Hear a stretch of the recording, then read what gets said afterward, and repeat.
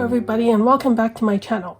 In today's video, I'm going to be showing you how I'm setting up my bullet journal for the month of November 2020. Now my inspiration for the theme for this month comes from these stamps that I got from Michaels back in sometime in the summer. These are the CRAFTSMART brand and they're clear stamps. I got 199 of them and it was I think around $5.99 or $6.99 for this whole set. So I picked those up. Let me just show you what they look like. There are all these stamps here, like 4 kind of sets of stamps. This was the first stamp that I saw and I quite liked it. It has all of the months in this cursive script and I thought it would be fun to use this instead of hand lettering all of the dates that I use. Then we get into some more of these. Maybe I'll just show them really quickly under the kind of white background. But it's obvious you can tell which ones I've used because this is the third set. And then this is the last one. So there are a lot more quotes here. Originally, I was going to film myself applying all of these stamps and setting up my bullet journal and kind of explaining to everything in a voiceover. But then I quickly realized that I can't do that because these stamps and the ink that I'm using takes forever to dry. And so I'm just going to show you what I have. And what I have right now, I'm not really that satisfied with it. But I just thought I would show you the process anyway and what it looks like right now. The ink that I'm using are ones that I've put in this little plastic baggie just for convenience sake. And these are the VERSAMAGIC dewdrops and they're chalk inks. So I picked 3 to use here. One is Jumbo Java, which is like a dark brown. Ocean Depth, which I would say is a dark teal. And then Purple Hydrangea, which is a purple. Then also, I picked some fine liners. These ones are just some Dessers fine liners here. And I picked some kind of matching colors. So let's get into my setup. We have my writing board here. So at the beginning of each month, what I do is I take a piece of tracing paper and I have some kind of pattern on here. And it's just for some decoration. It's always inspired by another YouTuber called Dakshina. And then I also have a cover page which just has the month and then like a little mini calendar. So you can see kind of my inspiration for that. I have the tracing paper here, and what I did was I used all of the stamps in this set with all of the months, and I kind of used the brown ink pad here to stamp out the months, just to use as like a translucent overlay over the cover page. Now I sort of wish that I'd done it the other way around, where the cover page would have this month kind of background, and then the November cover month and the calendar on the cover page, because this is supposed to be what stands out. But right now, under the tracing paper, it just kind of looks a bit faded, but it doesn't matter. And you can see I was already running into some trouble with getting the ink to dry and not to smudge. Like here at the bottom, the ink pretty much smudged quite a bit. I mean, I'd already set this up, so there's nothing I could do, really. I think it's because this is Tomoe River paper, and the paper is very smooth, but it also has some kind of coating on it, which makes it work really nice with fountain pens. But it also means that ink takes a long time to dry. Now this is tracing paper. Same thing happened. It also took quite a while to dry, and I got a lot of smudging. Eventually, I decided to kind of prevent all of the smudging, I would use some blotting paper. But I can't find the blotting paper. This is a similar one. This is like an A6 size blotting paper that I got from another journal. But what I would do is I would put the other one that I have, which is bigger than this, but I would put it over the freshly stamped ink, and then I would kind of press down on it so that the ink would get absorbed onto this paper and it wouldn't smudge or transfer over to the other side. You can see here I ran into some trouble because I used this monthly stamp here. There are only 5 weeks here, or 35 squares, but November has this extra square at the bottom. So then I had to figure out some way to use the same ink, the stamp pad ink, and get this little square at the bottom. I also, this is one of many smudges and mistakes. I did accidentally stamp the rest of the page. Next we get into my monthly collections, and I did use some of these stamps here. Like a lot of these, they're nice, but I wouldn't necessarily put them in my planner. There's not the kind of things that I like to put in my planner, but I did decide to try and use them. So for this one, this is usually my monthly goals page or my monthly task page. I decided to use this stamp instead. It says, I've got big planners. And then I just kind of drew this little square bracket over here.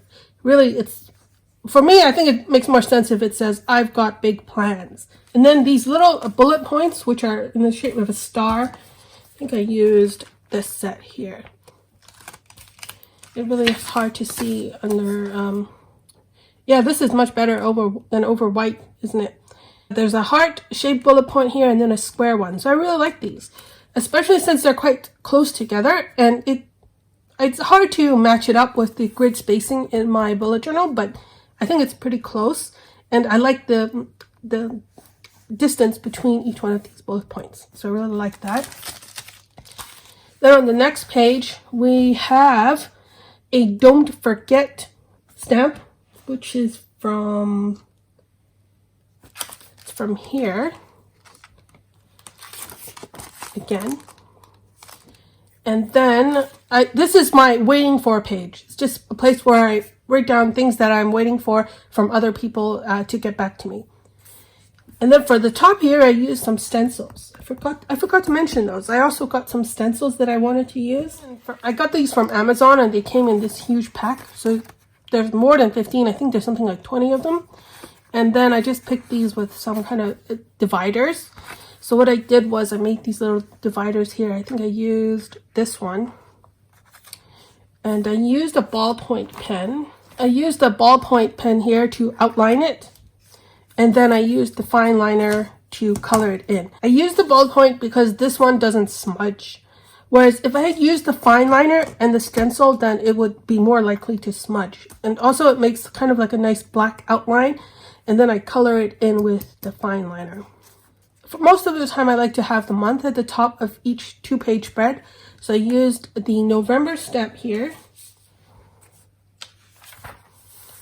Now we get to my social media page, and this is a place where I track all of the kind of social media videos or images or posts that I like, that I want to reference or comment on. And since there was no stamp for that, I just decided to handwrite it. And I tried to follow the script of this, all of these months here, but I'm not that great, but it still works. And then I stamped again. And then this one is another one of the stencils. Next we get to my daily pages. Normally I would write daily log right here at the top, but because there was no stamp for it and I didn't want to hand letter it, I decided to use this to-do stamp. There's a smaller to-do stamp here. And this is where I kind of ran into some more trouble with the smearing and the ink taking too long to dry. I did stamp it here and it kind of smeared a lot. So much that I didn't really want to look at it or especially show it. So I did use some sticker paper and then I kind of stamped over it again. And then I start into my dailies, which is like my rapid log. I used a little kind of page flag stamp here. Then I stamped in the day of the week. They do have the day of the week here in both this cursive font and this block font, which I really like. I smeared the initial stamp, then I stamped over it, and then I didn't like how that looked. So I took a piece of sticker paper, covered it up, and then stamped it again. And that one worked out okay enough, but I did smudge some ink. So I tried to cover it up again, and I used some sticker paper, And I wrote, I can't go one page without smudging stamp ink. Now this little sticker here is from Teddy Plans Co. It is a printable and it's really cute. It's a little hamster and I don't know if you can see it, but it says FFS. So I hope you know what that means. And I really like this. I like the little expression that this hamster has, and it just kind of showed my frustration. So here's the printable, what it looks like, and I did have to hand cut all of these out, by the way. So here's what I don't like about this month's theme. The ink takes too long to dry and it smudges.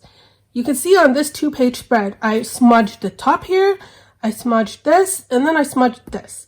And you can even see there's some transfer here from the other side of the page when I kind of closed it. Normally, I should have put the blotting paper here, but I forgot, and then I smudged it. So I think that perhaps even though I kind of want to use all of these stamps in my bullet journal, I think that it may be too cumbersome. I may just do it for the headers, because what I can do always is just flip to the next page, and then I can just stamp on this side, stamp on this side, and just leave this page open to dry. The last thing I want to mention about this month's theme is that instead of kind of keeping all of these stamp sets with me, what I did was I put my most frequently used stamps onto this little plastic here. So this stamp set came with like a layer of acetate on both sides, so you can kind of peel it off. And then you have these clear stamps which you can peel off like this. And then you take an acrylic block and you kind of stick it onto the acrylic block. Then what you do is you open the stamp pad and you kind of stamp down like this, and then you apply it to the page. Maybe I can do one of that right now. But anyway, what I was saying was, instead of using this entire like 4 set stamps, I just took out the ones that I knew I really needed. Okay, this way.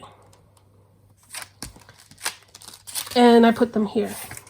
So let's go through these. This one is the November stamp here. This is the smaller November stamp. I have the to do, which is my header for my daily log, and most of my bullet journal is the daily logs. Then I have this little one called notes. Then here, this one is Sunday, because I was using this to stamp Sunday. So eventually I'll move the rest of the days of the week. If I decide to keep on using the stamps, then I'll move it onto here.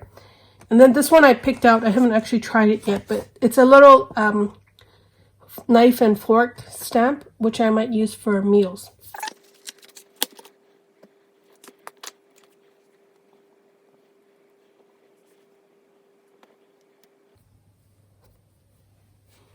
See, I'm not really happy with that. You can't really see the fork there, but I'll leave it for now. It will take a while to dry, so probably got to use something like this to cover it up, just in case. I forgot to film yesterday what my monthly log looks like, so here it is. I did color in the top here with the Crayola Super Tips because they're harder to color in with the fine liners. And then for everything else, all the other colors, I used stamps. These are stamps, and some of these are stamps. So I haven't filled in the entire month yet. I'll do that after I film this, but here's how it looks. Last step I'm going to do for November is I'm going to move into my new leather cover. If you saw my last video on my October setup, you'll know that I was in this Giglio Amica for most of the month. So I did take it out of here, and then I was left with this cover for my bullet journal. So I'm going to remove it from the cover because I have a new cover. This month I'll be moving into the CHIC SPARROW B6 folio. This is in the AUSTEN leather and it's in the BENNETT color or shade. It doesn't quite fit in here. This is one chunky bullet journal. But that's just mainly because of this leather. It's a very kind of stiff leather. I really like that about this leather, but it just takes a bit of breaking in to work with my bullet journal.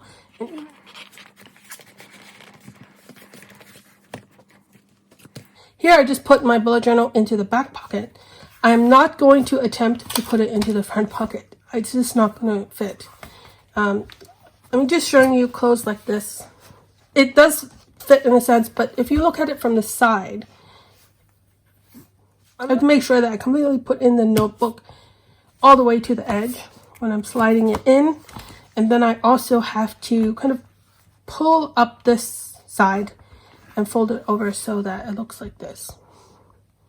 So you can see from the top that this front edge doesn't quite line up with the back one. Hopefully you can see what I mean.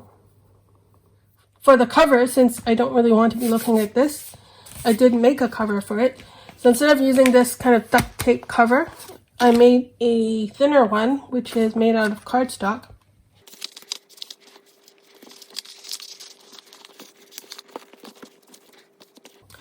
So as I was saying, this is a piece of cardstock. It looks like this. I had to tape some rough scraps of cardstock together. I put it together like this, and then I made a little slide-in pocket on just the bottom here, which we'll kind of use it as a sleeve, and then put a clear plastic, I guess, pocket here at the top, and I just kind of covered it with Scotch tape. So you can slide in something here at the top instead of the side on my other one. But I did put this art print here. This is from a shop on Etsy called OHMYINSPIRED. It's got this beautiful kind of blues and purples and greens. So that's my bullet journal set up for November of 2020. Thank you very much for watching, and I'll see you soon. Bye.